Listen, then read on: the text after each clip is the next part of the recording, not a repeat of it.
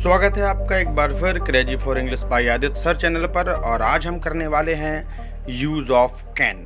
Can का use कितने प्रकार से होता है पहले ये जान लेते हैं।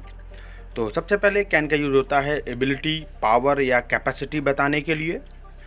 और इसके बाद कैन के कई सारे यूज़ होते हैं, तो मैं एक एक करके बता रहा हूँ। कैन नॉट को कैन नॉट साथ में लिखेंगे या कैन नॉट अलग अलग लिखेंगे या कांट लिखेंगे।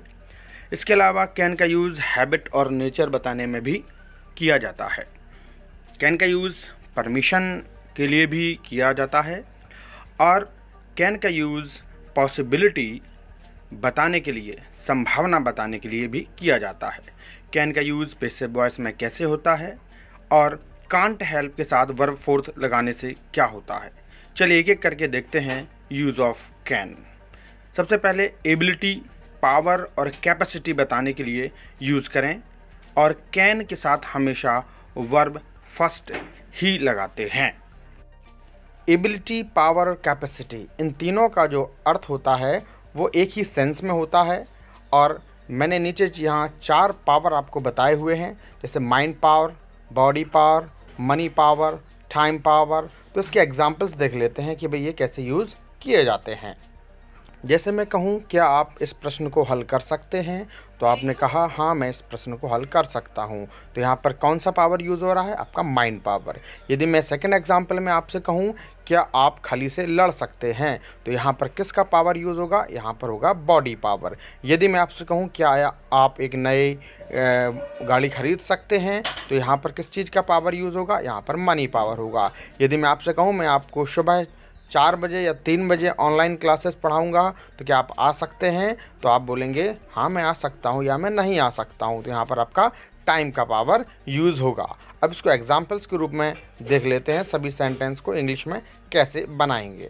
पहला है मैं इस प्रश्न को हल कर सकता हूँ। इसकी इंग्लिश बनाएंगे तो इंग्लिश बनेगी आई can solve this question. Can के बाद वर्ब की फर्स्ट फॉर्म सॉल्व लगा दी गई है। सेकेंड है क्या आप खली से लड़ सकते हैं। चूँकि इंटरोगेटिव सेंटेंस है तो सबसे पहले कैन आएगा, तो कैन यू फाइट विथ खली। उसके बाद आएगा थर्ड एग्जाम्पल, तो इंग्लिश बनेगी can you by a new car. क्या आप एक नई गाड़ी खरीद सकते हैं? ये भी इंटरोगेटिव था। अब चौथा एग्जाम्पल है मैं नहीं आ सकता हूँ। आई कैन नॉट या आई कैंट कम। और यदि आप कैन नॉट को अलग अलग लिख देंगे तो वो गलत माना जाएगा। मैं अगली स्लाइड में आपको यह बता रहा हूँ। सबसे पहले तो ये जान लीजिए चाहे सब्जेक्ट सिंगुलर हो या प्लूरल हो, सभी सब्जेक्ट्स के साथ कैन का यूज़ करते हैं। यदि सेंटेंस नेगेटिव होता है तो कैन नॉट का यूज़ किया जा सकता है, लेकिन याद रखिए कैन के बाद जब नॉट लिखते हैं तो उसमें बीच में स्पेस नहीं होता है, ये साथ में लिखा जाता है कैनॉट, या इसको शॉर्ट फॉर्म में लिख सकते हैं कैंट। अब मैं आपको बताने जा रहा हूँ कि कैन के स्थान पर किन और शब्दों का यूज़ किया जा सकता है जहाँ हम कैन का यूज़ करते हैं। यदि हम कैन का यूज़ ना करना चाहें तो और कौन से ऐसे शब्द हैं या कौन सा ऐसा यूज़ है जो कैन को रिप्लेस कर सकता है। कैन के स्थान पर is, am, are, able to का यूज़ कर सकते हैं। कैन के स्थान पर हैज़, हैव, एबिलिटी टू का यूज़ कर सकते हैं। कैन के स्थान पर हैज़, हैव, कैपेसिटी टू का यूज़ भी कर सकते हैं। एग्जाम्पल्स देख लेते हैं। मैं इस प्रश्न को हल कर सकता हूँ। I can solve this question के अलावा I am able to solve this question ये लिख सकते हैं, या फिर I have ability to solve this question ये भी लिखा जा सकता है। या इसी सेंटेंस को I have capacity to solve this question ऐसे भी इसको लिखा जा सकता है। तो कैन के स्थान पर ये सारी चीज़ें आ सकती हैं, अच्छे से समझिएगा। कैन का अगला यूज़ हैबिट और नेचर को भी प्रदर्शित करता है। एग्जाम्पल्स में मैंने आपको 2 सेंटेंस दे रखे हैं, मैं उनको आपको समझाने की कोशिश करता हूँ। पहला है अ डिसाइटफुल पर्सन कैन डिसीव अस, अर्थात एक धोखेबाज व्यक्ति हमें धोखा दे सकता है क्योंकि ये उसकी आदत है। सेकंड एग्जाम्पल है an honest man cannot harm anyone, एक ईमानदार आदमी किसी को भी नुकसान नहीं पहुंचा सकता, ये उसका नेचर है। तो हैबिट और नेचर वाले जब सेंस निकलता है ऐसा, तो वहाँ पर कैन का यूज़ किया जा सकता है। कैन का यूज़ परमिशन देने के भाव को एक्सप्रेस करने के लिए भी किया जा सकता है, जैसे तुम अब जा सकते हो, यू कैन गो नाउ, या क्या मैं आपकी डायरी देख सकता हूँ, can I see your diary. लेकिन परमिशन में कैन के स्थान पर मे का यूज़ अधिक उपयोगी माना जाता है।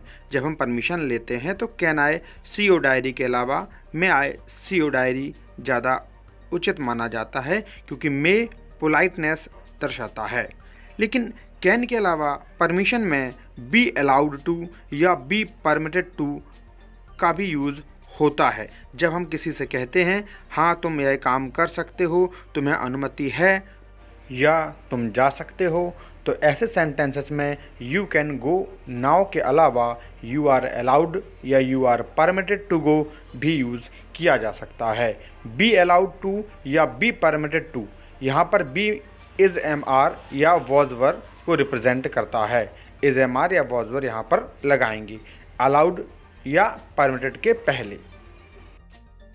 अब जानते हैं कैन का प्रयोग पॉसिबिलिटी के लिए कैसे किया जाता है। जब कैन के साथ बी ई मतलब कैन बी का यूज़ करते हैं तो वहाँ पॉसिबिलिटी का सेंस निकलता है। जैसे यदि आपने किसी व्यक्ति को सफ़ेद कोट और स्टेथोस्कोप गले में डाले हुए देखा है तो आप क्या कहेंगे, शायद वह डॉक्टर है, अर्थात वह डॉक्टर हो सकता है। तो यहाँ पर एक सेंस के लिए he can be a doctor, तो यहाँ पर पॉसिबिलिटी के लिए आप यूज़ कर सकते हैं he can be a doctor, वह डॉक्टर हो सकता है, क्योंकि उसका अपीयरेंस, उसका जो बाहरी दिखावा था, सफ़ेद कोट था या जो आला बोलते हैं स्टेथोस्कोप वो था, तो उसके अनुसार हम अनुमान लगा रहे हैं, तो पॉसिबल हो सकता है कि वह डॉक्टर होगा। कैन का अगला यूज़ है पैसिव वॉइस में। पैसिव वॉइस में कैन का कैन बी और वर्ब थर्ड हो जाता है। जैसे मैंने कहा मैं इंग्लिश बोल सकता हूँ, तो इसका पैसिव बनेगा इंग्लिश मेरे द्वारा बोली जा सकती है, तो इसका इंग्लिश होगा English can be spoken by me. Passive में वर्ब थर्ड हमेशा लगाते हैं, या यूँ कहिए कि पैसिव की पहचान ही है कि वर्ब थर्ड ज़रूर होगी।